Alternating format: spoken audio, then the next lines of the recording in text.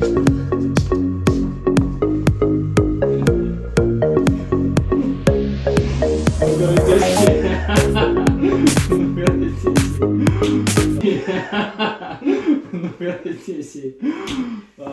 rytas visiems. Labas rytas. Aš šiandien dar padarau makiažą. Šiandien mes filmuojam naują video ir mes norim parodyti ir papasakot dėl mūsų rutinos, dėl mūsų režimo. Ir šiandien bus dvi dalis. Pirma fizinė dalis, ką mes darom kiekvieną rytą, ir bus antra dalis apie mental pasiruošimą, apie ką mes šiandien norim parodyti ir papasakoti. Eina ketvirta karantino savaitė ir mes jau prisižiūrėjom daugybę visokių praktikų, ką daryti namie, kaip sportuoti, kaip palaikyti formą. Ar tiesa, kad kiekvieną kartą norisi sportuoti namie, nes tikriausiai tai yra normalu, kad prasidėjus visą dieną namų ofise, o paskui pradėjus sportuoti toje pačioje patalpoje, motyvacija netokia aukšta. Arba, pavyzdžiui, jeigu jums visą dieną tenka šokinėti tarp vaikų pamokų, namų ruošos ir ofiso darbų, taip pat motyvacija sportuoti vėliau gali šiek tiek sumažėti. Arba tiesiog šiomis dienomis jūs jaučiate įtampą ir tas nežinomybės jausmas, kas bus toliau, šiek tiek didina bendrą įtampą jūsų raumenyse. Atgauti koncentraciją ir šiek tiek subalansuoti smegenų ir kūno veiklą padės kineziologiniai pratimai, kineziologiniai judesiai. Kas yra kineziologija? Tai yra disciplina tyrinėjanti žmogaus judesį ir impulsaciją tarp smegenų dalių ir kūno dalių, raumenų. Tyrimų rezultatai naudojami kaip biomechanikai, taip ir sporto psichologija, taip ir siekiant sumažinti bendrą stresą žmogui. Pirmas pratimas jūs galite atlikti bet kada pajusite įtampą, tada, kada norėsite susikoncentruoti darbui, bet kokiam mentaliniam arba fiziniam. Ką jums reikia padaryti? Pirmiausia, jūs padedate dešinę koją tokiu būdu. Ant viršaus jūs uždedat kairę koją. Tada ištiesiat abi rankas. Dešinę užvedat į viršų, sukabinat ir štai tokiu būdu pasukat rankas. Ne kiekvienam laipiotojui tai bus patogi pozicija. Ne vieną kartą mačiau, kaip Miša stengiasi padaryti, bet nepadarė iki galo.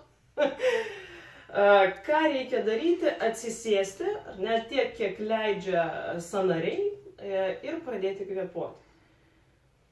Kvėpuoti tol, kol jūs pajusite atsipalaidavimą arba netgi norėsite nusižiovauti. Tai ir nusižiovaukit. Kita praktika vadinasi smegenų pusrutulių balansavimo praktika ir taip be abejo netaip seniai mes sužinojome, kad negalima būtų pasakyti, kad vienas pusrutulis atsako už vieną, o kitas už kitą.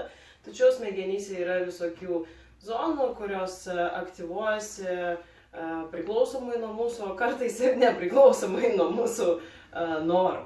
Ar ne? Ir tai yra praktika, kurią mes naudojame mūsų kelionė į Turkiją, laipiojimo kelionę, kas buvote kartu, kiekvieną vakarą darėme, tikrai pajutote stiprų efektą, koncentracijos, atsipalaidavimo. Taip pat pasakysiu paslaptį, Miša ganėtinai dažnai šitą praktiką naudoja prieš varžybas, siekiant susikoncentruoti į tikslą. Taigi, ką reikėtų daryti? Pirmiausia, reikia prisiminti, kad visi kineziologiniai pratimai, kineziologiniai judesiai, tai nėra kažkokie fiziniai pratimai, kur reikėtų stengtis ir kentėti. Ne? Viskas priklauso nuo kvėpavimo ir mes pirmiausia pradedam kvėpuoti. Ir toliau atliekam tokius nesudėtingus judesius. Visą tai mes darome visada su tiesia nugara, ar ne, ir giliai kvėpuojant, užmerkiam akis Ir su įkvėpimu mes pasukam galvą į kairę pusę. Su iškvėpimu pasukam galvą tiesiai. Su įkvėpimu mes pasukam galvą į dešinę. Su iškvėpimu mes pasukam galvą tiesiai. Ir mes kartuojame tą patį judesį su kvėpavimu, tol, kol mes nenorėsime pradėti mažinti galvos judėjimo amplitudės. Idealiai mes turėtume siekti, kad galva pradeda judėti pati.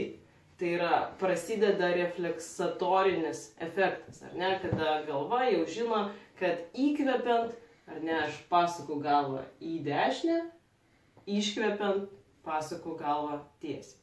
Tikrai rekomenduojam atlikti šitą pratimą, gali pasirodyti, kad tai yra atpalaiduojantis pratimas, tačiau tai yra pratimas skirtas pasiekti kuo didžiausią koncentraciją ir jeigu jūs norite po dienos darbų pasiruošti pratimams, kurios iš tikrųjų Miša dabar ir parodys. Šios pratimus galima atlikti ir vakare, ir ryte, bet kokiu metu jūs galite naudoti šitą praktiką.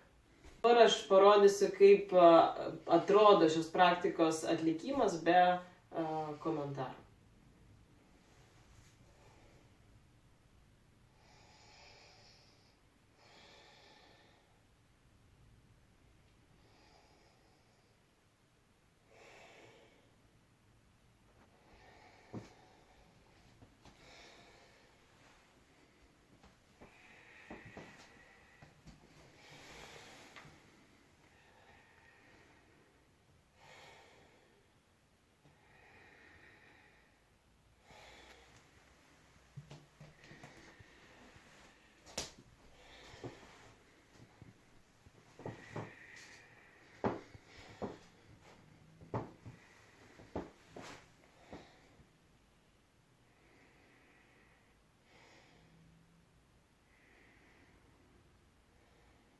Okei, po pasirašymą pratimai, kaip parodė Tania, aš kiekvieną rytą noriu pereiti į savo plankės kombo.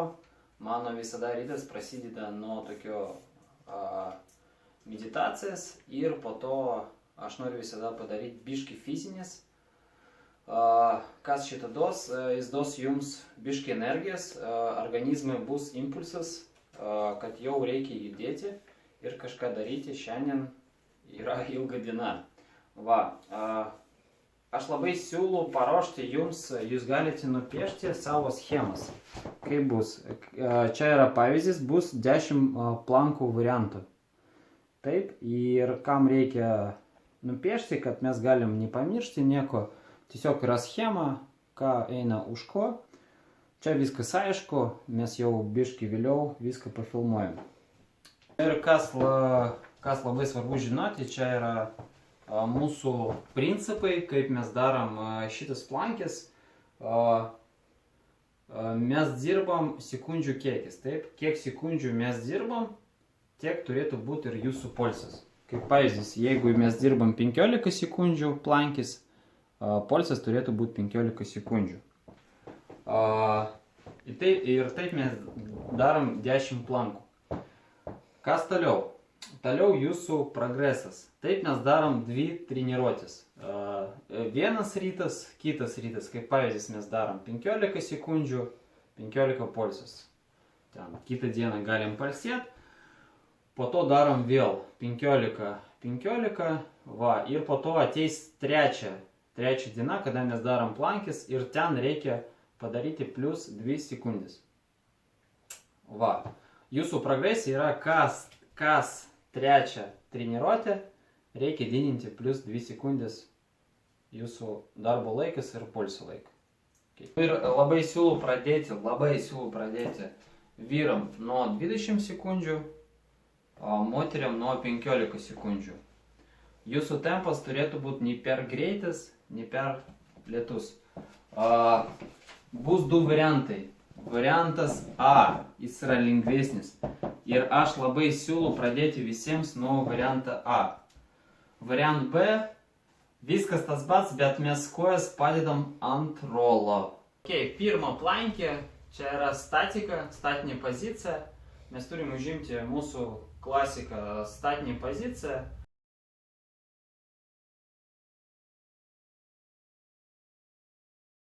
Antras pratimas.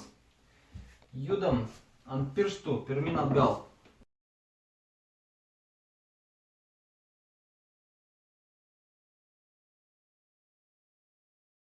Trečias pratimas, variantas A. Judam su pečiam virš ir... Kitas variantų plankė, kūno pozicija atvirkščiai. Mes žiūrim dabar į virš. Paidam kojas už savim, paidam vieną koją.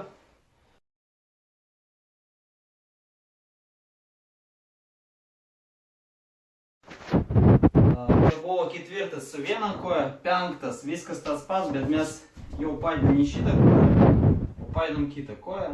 Čia yra penkta plankė. Ten, kur yra su viena koja, mes visą laiką darom tik su viena koja, po to polsas ir po to kitą koją. Šoninė plankė, viena koja ant kitą koją.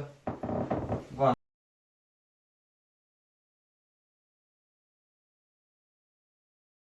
Pratimas. Pradedam nuo alkūnį ir turim išeiti į teisę rankų ir grįžti atgal.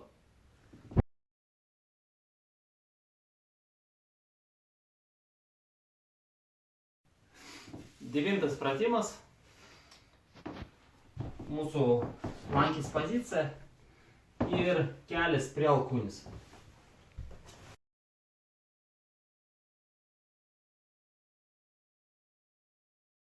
Vėl paskutinis pratimas, mes turim pasibaigti su statika, kaip mūsų pirmas pratimas. Variantas A.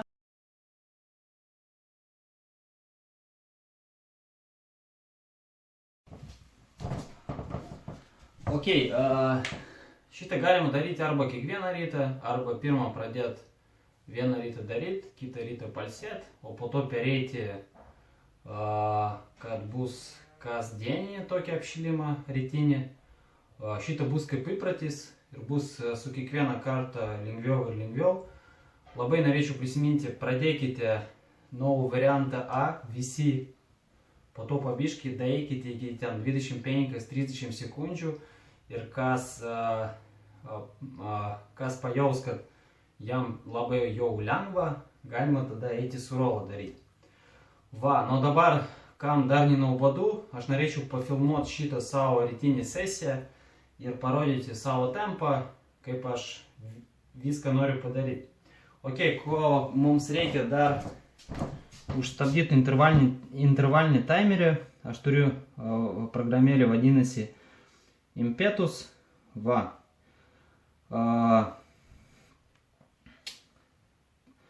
Čia bus 10 raundai, 30 sekundžių dirbam ir jau mano yra 30 sekundžių polsas. Va. 30 dirbam, 30 polsas, 10 raundai. Taip ir judam. Ok.